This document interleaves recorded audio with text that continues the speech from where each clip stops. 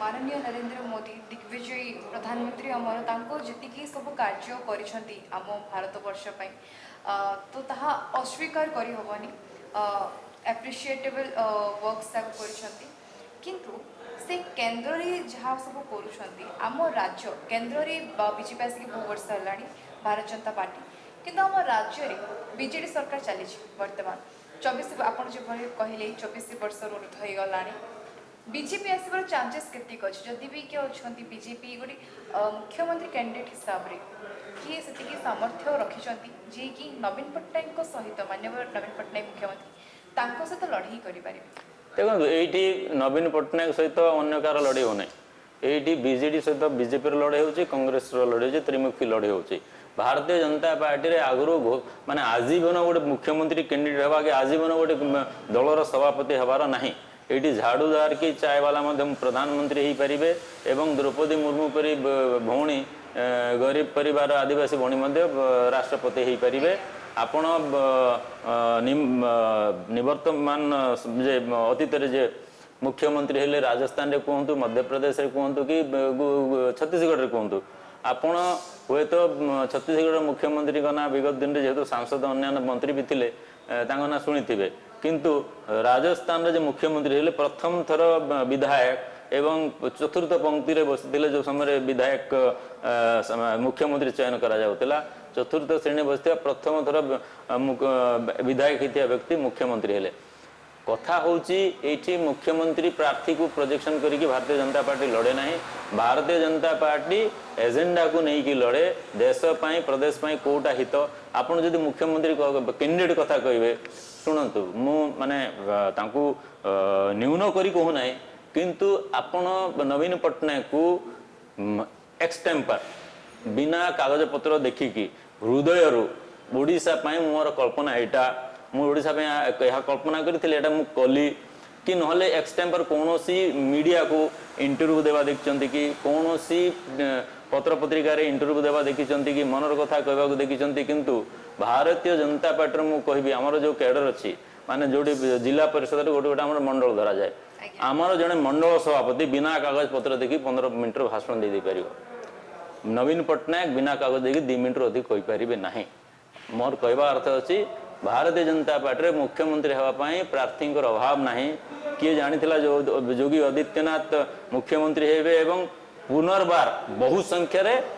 से पुणी उत्तर प्रदेश सरकार गढ़े दक्ष कार्यकर्ता सब अच्छा आम ये नेता बोली मानुनु प्रधानमंत्री मोदी निजक कार्यकर्ता कहते एवं अमित शाह निजक कार्यकर्ता कहते ये समस्ते कार्यकर्ता एवं समस्त कार्यकर्ता दक्षता अच्छी जेकोसी पदपदवी हासिल करने भर योग्यतम जो व्यक्ति हे से मुख्यमंत्री हे मंत्री हे बहुत योग्य व्यक्ति अच्छा जो मैंने माने विधायक सांसद हाँपाई दल मना करती मत मंत्री एमपी एम है बारे मत एमपी एम बनवा लोक आम दल काम करूँ तेणु आप चिंता करूँ ना जोटा गोटे भ्रम सृष्टि कर मुख्यमंत्री हाँपाई बहुत व्यक्ति अच्छा योग्य व्यक्ति अच्छा भारतीय जनता पार्टी ओडिशा रे निर्वाचन समस्ते समस्त प्रार्थी जपरी मु आगु कही निजर व्यक्तिगत स्वार्थ हो कि दलीय स्वार्थ हो समस्त गोटे गोटे रणनीति नहीं भोटर्स मान पाक जाऊँ भोट मागे आपड़ से जो भोटर्स मान पाक जाऊँ आप निजर कौन रणनीति रखुच्च कौन मुद्दा रखुच्च भोट पाए मुद्दा मुद्दा तो मुझे कहली मोदी जो विषय नहीं कि ता बाद मोदी जो ग्यारंटी देते गरीब भाई भौणी मान माँ भौणी मान प्रति विवाहित माँ भौणी को अतिकम 1000 टंकार भत्ता मासिक देवे जो माने मोदी स्वप्न गरीब कल्याण योजना रे जो स्वप्न थिला समस्त पक्का घर मिल समस्त पानी जीव समस्त बिजुली जीव समस्त गैस मिल समस्त लैट्रिन टे हम समस्त योग्य व्यक्ति पेंशन पाइबे चावल पाइबे किंतु दुखर कथा केंद्र गत 10 वर्ष रे 18,83,000 कोटी टंकार अनुदान देते जो क्षेत्र में कि यूपीए समय 2004 रु 14 10 वर्ष मात्र 2,93,000 कोटी टंका देते सेमिति किछि आखि दुसिया काम हैलानी जहाँ हेबा कथा अतएव मोदी ग्यारंटी देइचंती जदि इठी डबल इंजन सरकार हुए ओडिशा रे भारतीय जनता पार्टी सरकार हुए ताहले एई जेतिक वंचित वर्ग अछंती समस्त को ये योजना देबे ता बाद आउरी ग्यारंटी देइचंती चासी मान पई धानर सर्वनिम्न मूल्य 3,100 टंका करबे जोटा छत्तीसगढ़ लागू हो सारी गरीब भाई भूणी पाई ता व्यतीत एटी देखो ये भारतमाला प्रोजेक्ट होउची जोटा कि विशाखापट्टनम और रायपुर को संयोग कर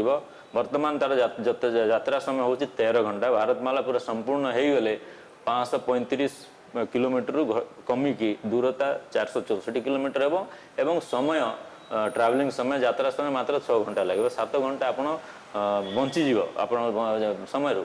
रेलवे लाइन सैंक्शन होगी पड़ी मुझे सैंक्शन करी कहली 2016 रु सैंक्शन है जयपुर मालकानगिरी जयपुर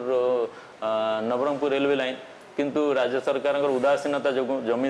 इंचे दे पारे ना जद्वारा सैंक्शन होगी 8 वर्ष हो जाते काम आरंभ हो पारुनी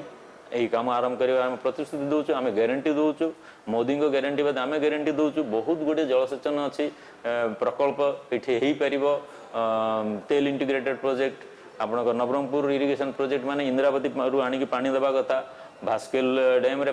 इरिगेशन प्रोजेक्ट टूरीगुंटाट प्रोजेक्ट मिडिल कोलाब जोटा कि मिडिल कोलाब हम एवं Saptadhara project what about the इथानल प्रोजेक्ट इथानल प्रोजेक्ट जो 500 कोटी टंकार इथानल प्रोजेक्ट सैंक्शन होगी पड़ी